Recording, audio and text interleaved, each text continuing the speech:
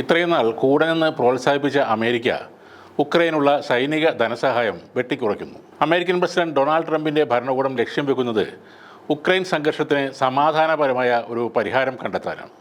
അതിനാലാണ് white house ഉക്രൈനുള്ള സൈനിക ധനസഹായം വെട്ടിക്കുറക്കുന്നതെന്ന് പ്രതിരോധ സെക്രട്ടറി പീറ്റ് ഹെഗ്സെത്ത് പറയുന്നു. ഉക്രൈൻ സംഘർഷം അവസാനിപ്പിക്കുന്നതിനുള്ള ചർച്ചകൾക്കായി ട്രംപ് മുൻകൈയെടുത്ത് പ്രവർത്തിക്കുകയും റഷ്യയുമായി നയതന്ത്രപരമായി വീണ്ടും ഇടപെടാൻ തുടങ്ങുകയും ചെയ്തിട്ടുണ്ട്.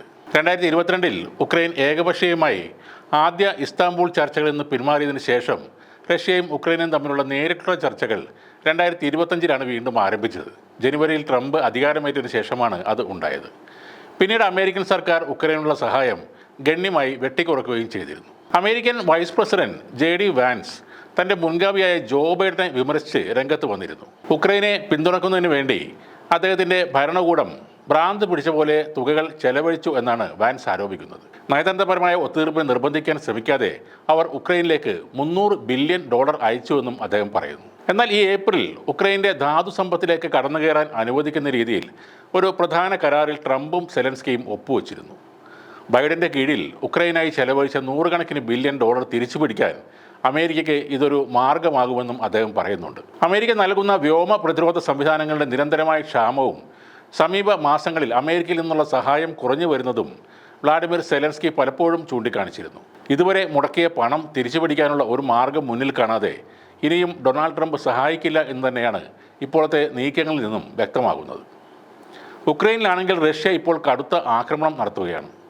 3 വർഷങ്ങളിലായി കീവിനെതിരെ നടന്ന ഏറ്റവും വലിയ ആക്രമണങ്ങളിൽ ഒന്നാണ് ഇതെന്ന് ഉക്രൈൻ പ്രസിഡന്റായ വ്ളാഡിമിർ സെലൻസ്കി തന്നെ പറയുന്നുണ്ട്. സംഭവത്തിൽ കുറഞ്ഞത് 3 പേർ കൊല്ലപ്പെടുകയും 13 പേർക്ക് പരിക്കേൽക്കുകയും ചെയ്തിട്ടുണ്ട്. റഷ്യൻ സൈന്യം 315 ഡ്രോണുകൾ ഉപയോഗിച്ചാണ് ആക്രമണങ്ങൾ നടത്തിയതെന്നും ഈ ഡ്രോണുകൾ ഇറാനിൽ നിർമ്മിച്ചതാണെന്നും സെലൻസ്കി പറയുന്നു. കൂടാതെ റഷ്യ നിരവധി മിസൈലുകളും ഈ ആക്രമണത്തിനായി ഉപയോഗിച്ചുവെന്നും അദ്ദേഹം പറഞ്ഞു. തലസ്ഥാനത്ത് മണിക്കൂറുകളോളം സ്ഫോടനങ്ങളും ഡ്രോണുകളുടെ മുഴക്കവും തുറന്നതായി അവിടുത്തെ ഉദ്യോഗസ്ഥരും പറഞ്ഞിരുന്നു. ഇസ്താംബൂളിൽ നടന്ന സമാധാന ചർച്ചകൾക്കിടയിലാണ് പുതിയ ആക്രമണങ്ങൾ ഉണ്ടായത്. ഇരുപക്ഷവും ഉറച്ച നിലപാടുകൾ എടുത്തതിനാൽ ചർച്ചയിൽ കാര്യമായ പുരോഗതി ഉണ്ടായതുമില്ല. റഷ്യ ഇപ്പോൾ ഇറാൻ, ഉത്തര കൊറിയ എന്നീ രാജ്യങ്ങളുടെ പിന്തുണയോടുകൂടിയാണ് ആക്രമണം നടത്തുന്നത്. ഉക്രൈൻ പോലുള്ള ഒരു എതിരാളിയോട് യുദ്ധം ചെയ്യാൻ കൂട്ടുകക്ഷികളുടെ ആവശ്യം റഷ്യയ്ക്ക് ഇല്ലെങ്കിലും ലോകത്തിൻ്റെ മുന്നിൽ ഒരു സൈനിക കൂട്ടായ്മയെ തുറന്നു കാണിക്കുകയാണ് പുടിൻ ചെയ്യുന്നത്. ഉത്തര കൊറിയയും ഇറാനും ഇനി ഒറ്റപ്പെടില്ലെന്നുള്ള ഒരു പ്രസ്താവന കൂടിയാണത്.